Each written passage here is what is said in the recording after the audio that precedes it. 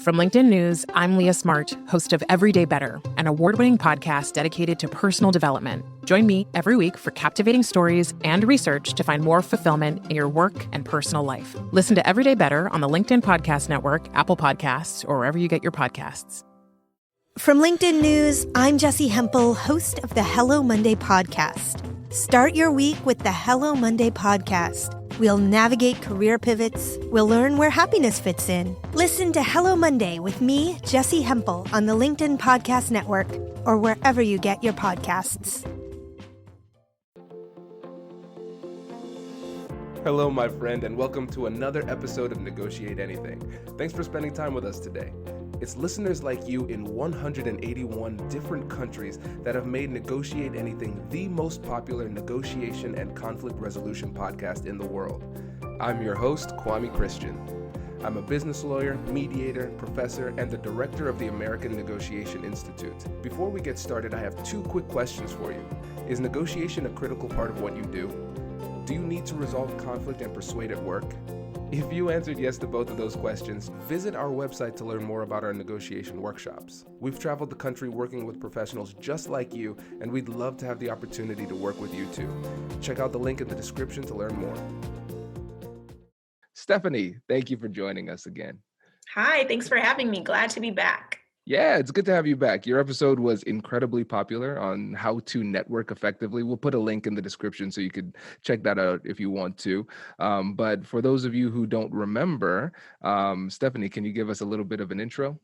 Absolutely. So hi, everyone. My name is Stephanie Hanna, and I've been a lawyer here in Columbus, Ohio for the last 12 years. And I've spent most of that time in the courtroom as a prosecutor and a staff attorney and a magistrate. And I also have a small business called The Other 85, which is dedicated to relationship building and maintenance for professionals and lawyers. And the name The Other 85 comes from the idea that I believe 15% of our job success comes from hard technical skills. And I help you master the other 85, the relationships, the networking, the connections, and the interaction. And so I work with people individually or in small groups and help them with some of those things that I believe really are holding them back. They've got the smarts to get the job done, but they're still not getting the success that they want. And I think a lot of that comes from the other 85.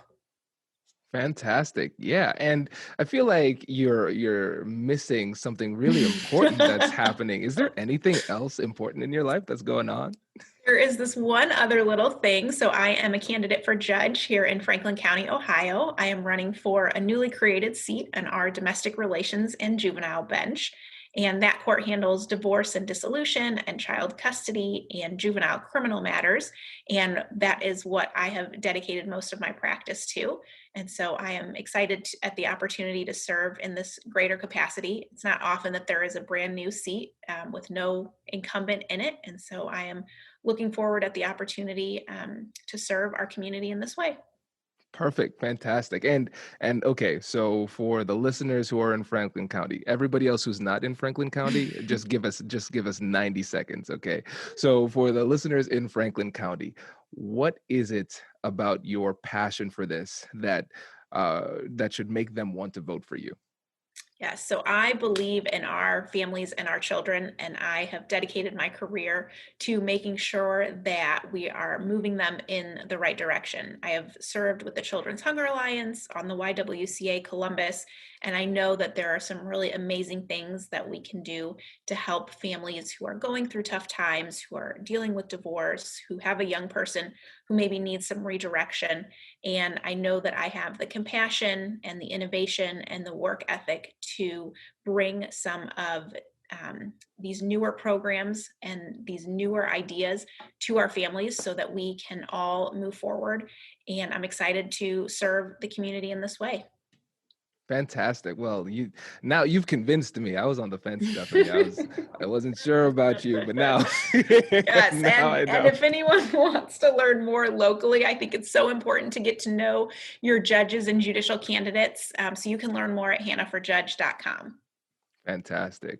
So let's jump into the interview. I'm excited for this one. So we are Yes. going to teach people how to communicate like a leader. This is great. And so the three things that we're going to focus on are the characteristics of great leaders when it comes to communicating effectively and persuasively.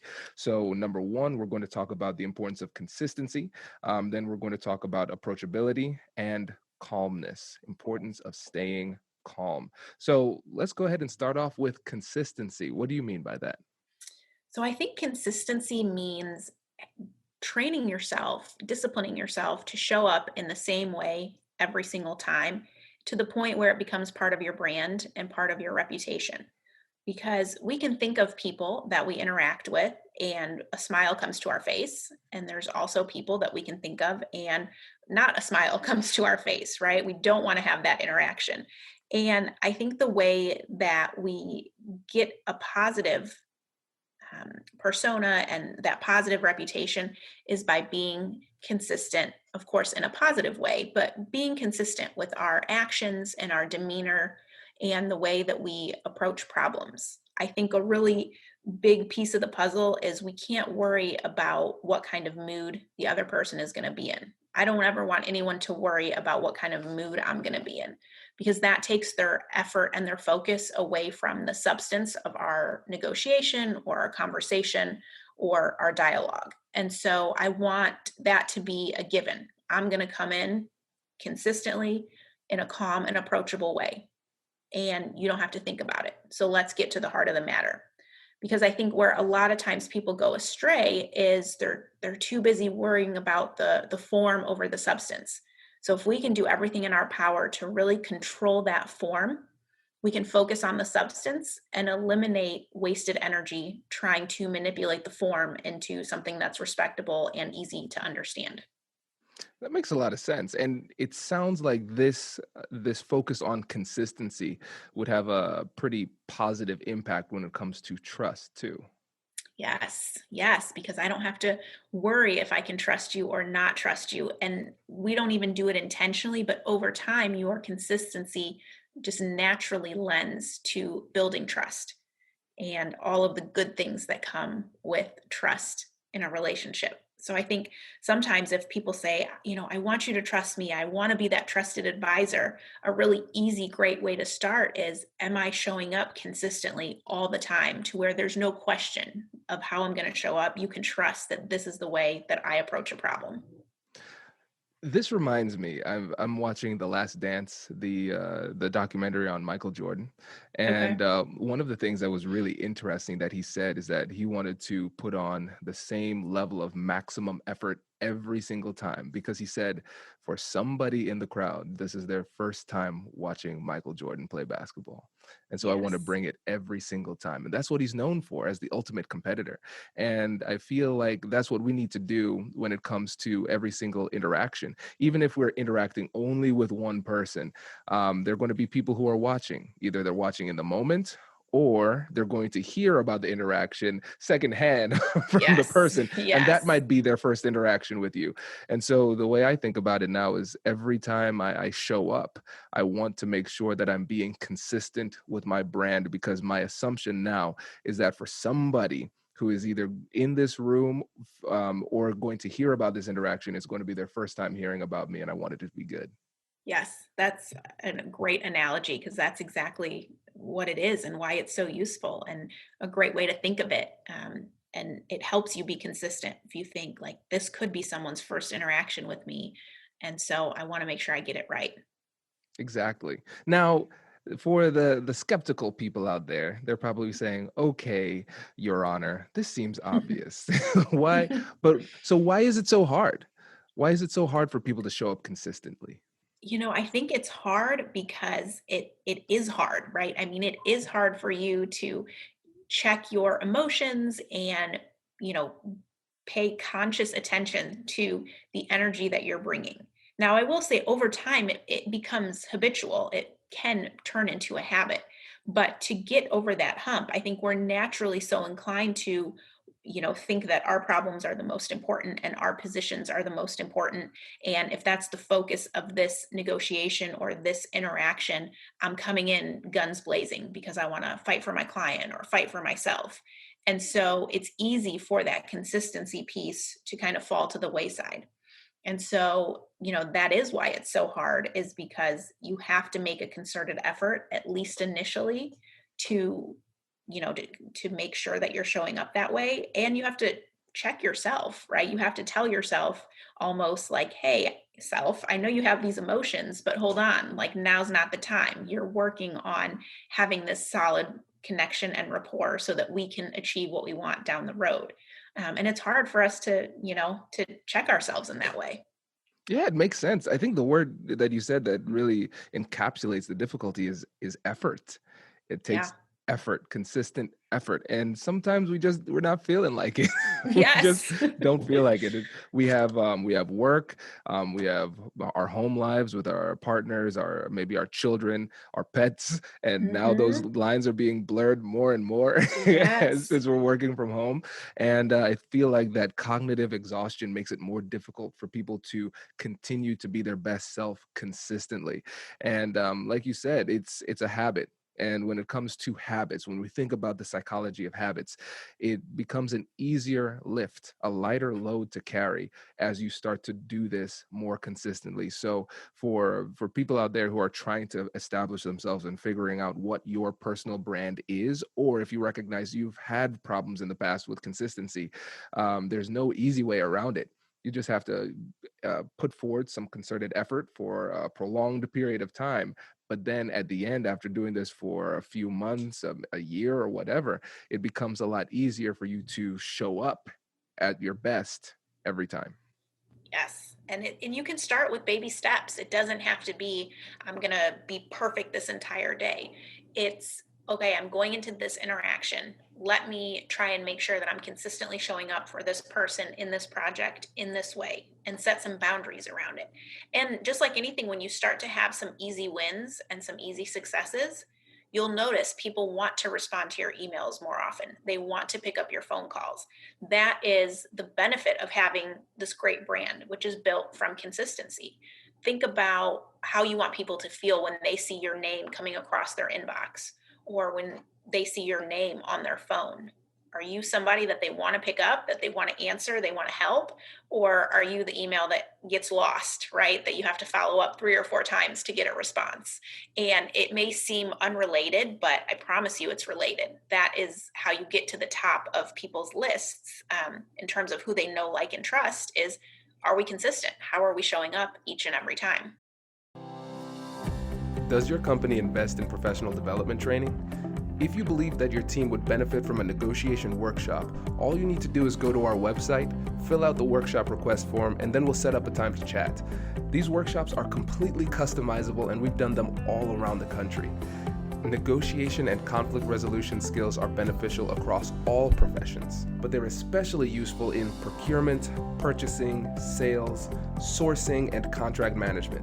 Our calendar is filling up quickly, and we even have some workshops scheduled for next year. If you think you might want one, I'd suggest reaching out soon so you don't miss out.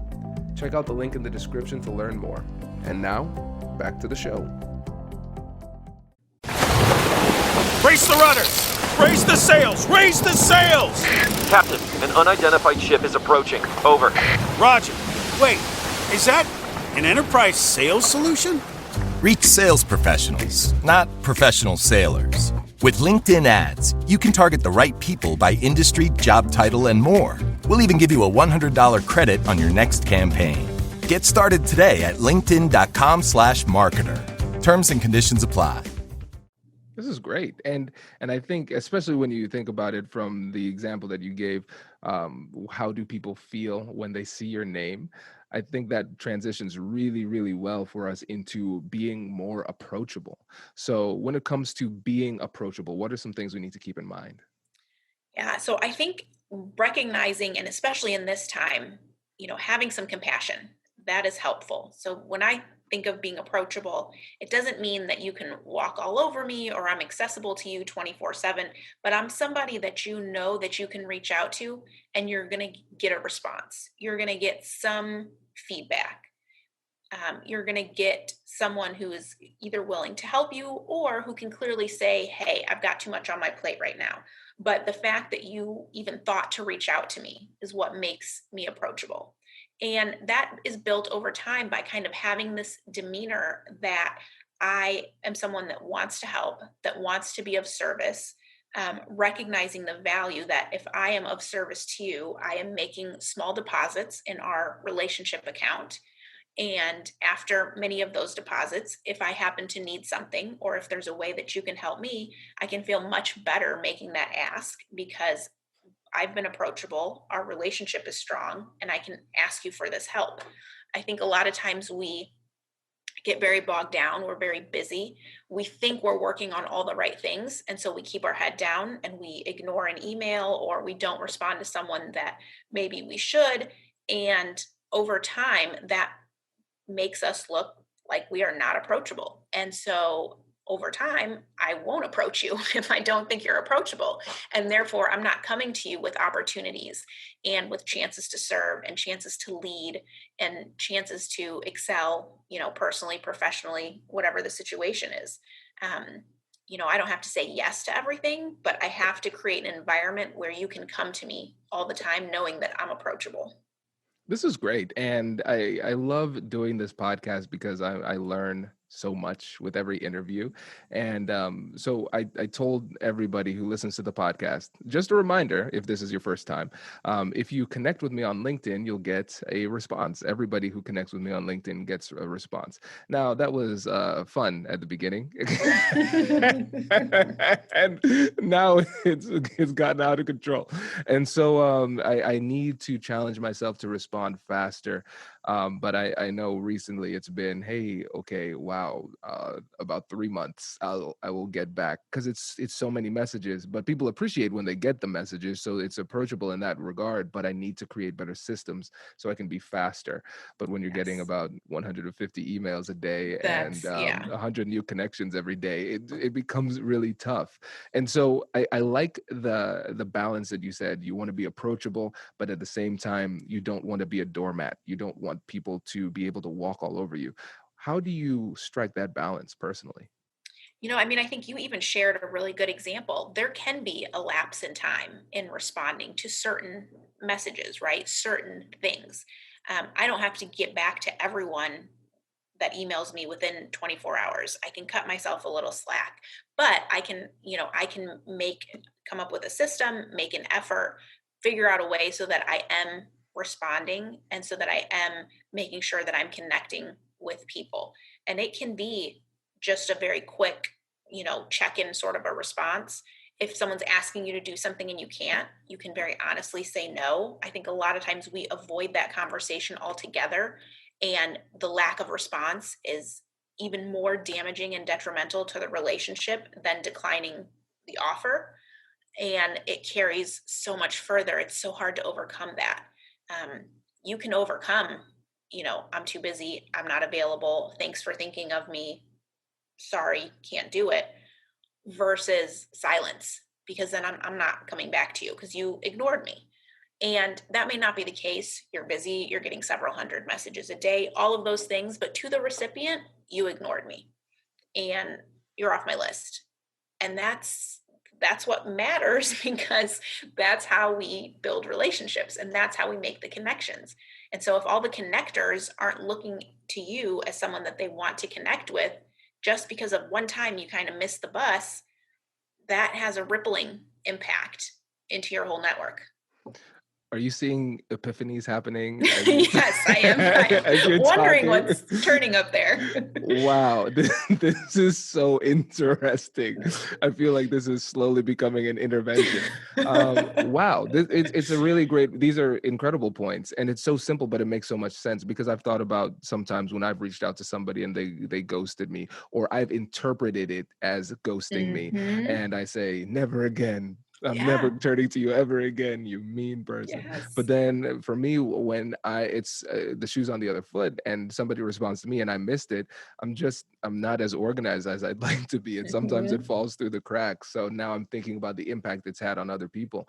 Do you think it would be helpful, if you're somebody who has a lot of people reaching out to you constantly, to have an auto responder that says your message was received? It might take a while to get back to you, but I'm sequencing my emails in this particular way. But I will eventually respond to you. Is that helpful, or is that a little bit too much? So I think it's helpful if you actually do it, right? If there is follow through. I think all people want is a little bit of, um, they want to feel heard, and so they want you to kind of do what you say you're going to do. So if that's the initial approach and then you're coming up with a system that allows greater follow through, I think that's great. If you're going to say that and then not do it, I think that's just as bad as initially not responding, maybe worse, because you've set up like I'm coming and then like nothing. So this is for all the people who have outstanding messages to you. Don't worry, I will make sure that Kwame responds to you with some sort of system. I'm fighting for you here. But no, I don't, there's nothing wrong with it with an autoresponder as long as there is the follow-up of what the autoresponder says you're going to do. That's great. Yeah, that's really helpful because I'm going to try that out and see how people respond. Because yeah, it's overwhelming because there are days where I just say, I wish I could actually do some meaningful work today instead of just responding to emails. Right. Why'd I get all these degrees to just respond to emails all day? Right. That makes a lot of sense. This is great. No, thank you for this. Yeah. And now when it comes to staying calm, this is really, really interesting because, first of all, it's tough to stay calm all the time. But Hollywood oftentimes portrays leaders as, at times, as people who can get really, really angry or really, really forceful. Tell me what you mean when it comes to being calm in these types of situations, especially for leaders. Yes. And so I don't mean like calm, like you're sitting at the beach 24 hours a day with a drink in your hand, and that's the way that you're just approaching all problems and stresses. But what I mean is a sense of calmness that you feel in control, that others look to you and also feel that you are in control, and that you're someone that knows how to kind of check your own emotions. I think that is the greatest sign of strength and leadership, is that I can control my own emotions. It doesn't mean I'm not upset. There is a way that you can convey your anger and your frustration that's so much more effective than just yelling in somebody's face. And so I think it's almost being smarter than your emotions, not ignoring them or pretending they're not existing, but how can I come out on the other ahead of them on the other side of it so that I can bring them into the equation and they're not detrimental. Because a lot of times when we lose that ability to focus on maintaining and managing our emotions, like we've killed the entire interaction. There is no point in going forward because the other person's defensive. They've now painted this really probably unfair brush over everything about you, that you're angry, you don't know how to keep it together. That's why the consistency is so important. And it's so hard to overcome. I mean, it is so hard to overcome. So it's just much easier to do yourself a favor and figure out ways that you can show up as a consistent, calm leader. And you can have passion and you can have energy. Being calm does not mean that you don't have those other things. You can have both. Something we've been saying on this campaign a lot is, we can walk and chew gum at the same time. Like we can interact with people virtually and we can still have in-person events. Like we can figure out how to do safe things and, still reach people. So, you can be calm and have passion. They're not mutually exclusive by any means. So calmness is really just a sense of another way for people to trust you. This is all kind of feeding into that equation. We need people to know, like, and trust us. And it's a way for people to feel comfortable and confident in your leadership because they know that you are consistently calm, approachable, and show up in a way that makes everyone around them feel more at ease so that they can focus on the substance and not be so worried on the form. Makes a lot of sense. And one of the things that I think about when it comes to emotions, I think about going on a road trip, and your emotions are always going to be with you. They're always going to be in the car, but you always need to have your hand on the wheel. So you can hear them in the background, but you never let them take the wheel and make the decisions. And the word that you used that I really liked was control. And so it's control of yourself, but also learning how to control the situation as well. The flow of conversation, what the rules of engagement are, those type of things. And again, if you start to develop that trusting type of relationship with people, when you start to take control, there's not going to be that resistance because they trust, hey, Judge Stephanie, she is going to do a great job of handling this interaction. So she has taken control, and I'm okay with that. Yes. Yeah. I mean, it happens naturally. It's almost seamless because it comes with the territory. Exactly. And it seems also that what we're doing is not only controlling ourselves and serving as a leader for the situation, whatever the situation might be, but we're also demonstrating through our example how they should comport themselves in the interaction as well. Yes, yes, you set the tone. I mean, it is so hard when you're able to maintain these three components. It is so hard for someone to successfully rile you up. You present so much stronger than the other person, just naturally. So if you're in a situation, whether it's in the courtroom or in a negotiation or just a conversation with a partner or a friend, and one of you is trying to kind of jab right away from the get-go and you come out guns blazing, and the other person keeps it together and is able to calmly and respectfully state their viewpoints, you just automatically look more in control, more like a leader, more like someone I want to follow. And it just sets the tone for the entire conversation and the entire rest of the relationship. Yeah. One thing that I've done personally to help me to get the perspective I need and the psychological distance that I need from the situation in order to determine what a good decision would be is I think of myself as a different person. So I say, okay, here's an example from parenting. You're a parent too, so you know this.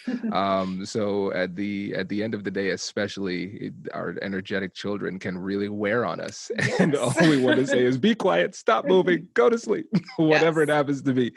And so I ask myself, okay, what would the best dad in the world do right now? What would that person do? Okay, now you know what to do. So it makes it easier for me to determine what the right thing to do is, because if I just look at it from my own perspective, my emotions are going to take control. And so I think in Yes. this situation, we could do something similar. So go before we actually enter the discussion, we could say, what would the best leader in the world do in this conversation?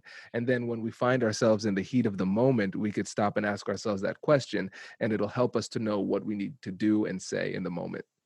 Yeah, I think that's a great tip, and always trying to remove your own energy and your own emotion from it. I mean, that's what we're trying to do when we're controlling the situation, right? Is to remove the emotion. Same thing you're trying to do from the bench, especially in domestic court, right? We want to remove the emotion and we want to focus on the issues and the substantive piece.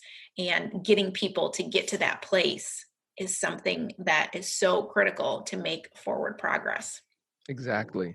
And circling back to one of the earlier things you said about being calm, I think for some people they might take calmness to the nth degree. Like you said, you're not laying down on a beach type of thing. And we have to think about the perceptions of other people if we are too chill in the conversation. It's almost like, do you understand the gravity of what is occurring right now? You don't seem to Yes. care at all, and Yes. and that could have just as bad of effects as going too high on the emotional side.